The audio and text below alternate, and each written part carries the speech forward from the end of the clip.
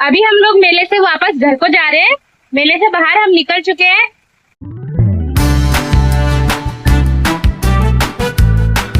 नमस्कार दोस्तों, स्वागत है आपका आज के ब्लॉग में। और आज की सुबह हो रही है मानू के रोने के साथ। और मानू अभी भी सो के उठा है, रोने में लगा हुआ है। उसको समझ नहीं आ रहा है कि उसे घूमना है या क्या करना है, तो रो रो के बता रहा है। और इसीलिए मानू को घुमाने के लिए मैं अभी छत में लेके आई हूँ। चिड़ियों की काफ़ी अच्छी आवाज़ आ रही है। आज हमारे गांव में किसी की डेथ हो गई थी, हमारे घर से थोड़ी ही कुछ आगे है, तो मानू के दादा दादी को वहाँ जाना पड़ा, इसलिए मानू अभी तक मेरे पास था। और अब मानू की दादी आ चुकी है, तो मानू उनके पास है। अब मैं फटाफट से 200 की स्पीड में अपना सारा काम निपटाती हूँ, क्योंकि आज है शिवरात्रि का दिन। तो हैप्पी महाशिवरात्रि आप सभी को। और आज मानू के पापा ने कहा है कि वो हम लोगों को मंदिर लेकर जाएंगे, गुलर सिद्ध मंदिर। तो मैंने तो नहीं देखा है कहाँ पर है वो मंदिर, लेकिन हाँ, हमारे घर से एक पहाड़ी दिखती है और उस पहाड़ी पर वो मंदिर है। और मानू भी हमारे साथ जाएगा। तो अब मैं फटाफट से सारा काम निपटाती हूँ। व्रत मेरा आज नहीं है, क्योंकि मैं व्रत नहीं रखती हूँ। क्यों नहीं रखती हूँ वो मैं बताऊँगी आपको किसी अगले ब्लॉग में। और मंदिर जाने की सारी तैयारी हो चुकी है। ये रख लिया है मैंने शिवलिंग पे चढ़ाने के लिए दूध। ये दूध है अभी किसी बोतल में, या कोई बोतल तो मुझे मिली नहीं, तो इस तरह से मैंने एक डब्बे में रख लिया। और ये ऊपर लोटा रखा है, लोटे में हम मंदिर पहुंचकर ये दूध फिल करेंगे। और हमारे घर पे कुछ पौधे हैं जो शिव भगवान की पूजा में अर्पित किए जाते हैं या यूज़ होते हैं। ये है शमी का पेड़, और इसकी पत्तियाँ यूज़ होती हैं शिव पूजन में। और इसके पीछे एक स्टोरी है कि जो शमी है ना, उसको भगवान शिव ने कुछ वरदान दिया था। पत्तियों से रिलेटेड कोई वरदान है, तो इसकी कुछ पत्तियां हम तोड़ लेंगे। अभी वैसे पत्तियां कम हैं, और इस पर ना फूल भी आते हैं, बहुत अच्छे लगते हैं वो, पर्पल कलर के, मतलब बहुत ही सुंदर फूल होते हैं। जब फूल आएंगे तब मैं आपको दिखाऊंगी, अभी सीज़न नहीं है। और ये हमारे यहाँ पर है धतूरे का पौधा, पर ये अभी सूख से गए हैं, इस पे जो भी फल लगे थे। काफ़ी जहरीला पौधा होता है ये, भगवान शिव को अर्पित किया जाता है। अभी तो ये पौधा थोड़ा बीमार हो रखा है। एक पौधा और है हमारे यहाँ पे, वो काफ़ी अच्छा हरा भरा है। और इसी के साथ साथ बेलपत्र भी भगवान शिव को चढ़ाया जाता है, लेकिन वो हमारे घर पे नहीं है। काफ़ी बड़ा पेड़ होता है उसका, वो हमारे घर पे नहीं है। हमारे घर पे आम, लीची, इन सब के पेड़ हैं। हम लोग जा रहे हैं अब मंदिर को, और हम स्कूटी से जाएंगे, क्योंकि वहाँ पे इतनी भीड़ होगी कि पार्किंग की जगह ही नहीं होगी। तो हमने सोचा कि ये बेस्ट ऑप्शन है। आज मार्केट में काफ़ी भीड़ भाड़ है, शिवरात्रि की वजह से बहुत सारे लोग मंदिर से आते हुए जाते हुए दिख रहे हैं। मंदिर से आते हुए लोगों की अलग ही पहचान होती है। और अभी मानू के पापा इस शॉप में रुके हुए हैं किसी काम से। हम लोग अगर कहीं भी जाएं तो ऐसा हो ही नहीं सकता कि हम घर से निकलें और सीधे उस जगह पहुंच जाएं जहां हमें जाना है। मानू के पापा रास्ते में रुकते रुकते अपने काम सारे निपटाते हुए चलते हैं।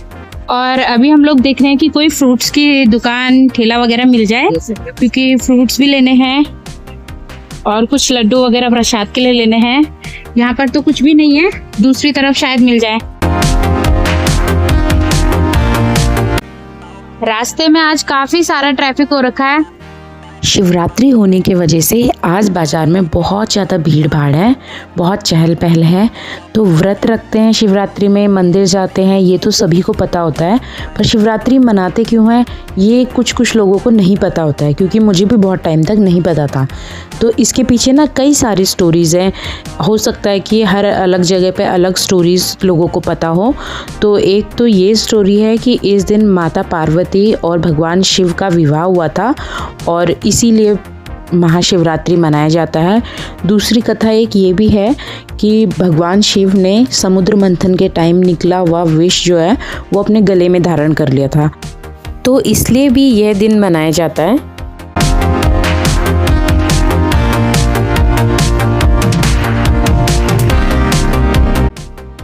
यहाँ पर कांवड़ियों की लाई हुई बहुत सुंदर सुंदर कांवड़ रखी हुई है। अब हम पहुँच गए हैं मंदिर के अंदर, और बहुत ही सुंदर डेकोरेशन सब तरफ हो रखी है। यहाँ पर छोटे छोटे कई सारे मंदिर हैं।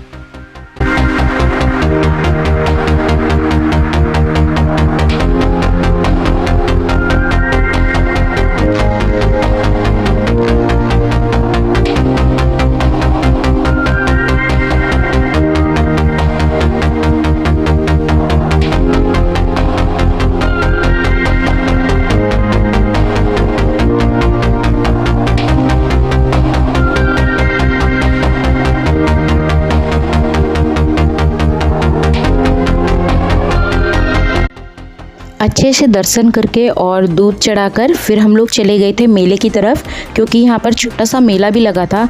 और मेले में क्योंकि बहुत ज़्यादा भीड़ भाड़ थी, इसीलिए हम बहुत कम ही टाइम वहाँ पर रुके। ये टैटू कोई करवा रहा है, मैंने मानू के पापा को कहा आप भी करवा लो ऐसे, मोहिनी नाम का।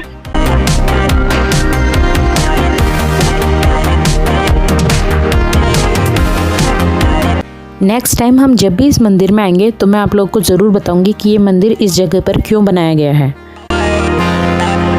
अभी हम लोग मेले से वापस घर को जा रहे हैं। मेले से बाहर हम निकल चुके हैं और काफी भीड़ भाड़ है सब जगह। अब हम लोग पहुंच चुके हैं अपने घर, और घर पहुंच के सबसे पहले अब मैं बनाऊंगी चाय और मानू के लिए खाना, क्योंकि मानू के खाने का भी टाइम हो चुका है। आज भूरा काफ़ी दिनों बाद यहाँ पर दिखा है, और भूरी तो पता नहीं कहाँ है, इसके साथ में तो नहीं है। पपी बस यहाँ पर दिखता रहता है। इस टाइम हो चुकी है काफ़ी शाम। मैं चलती हूँ अब अंदर रात के खाने की तैयारी करने।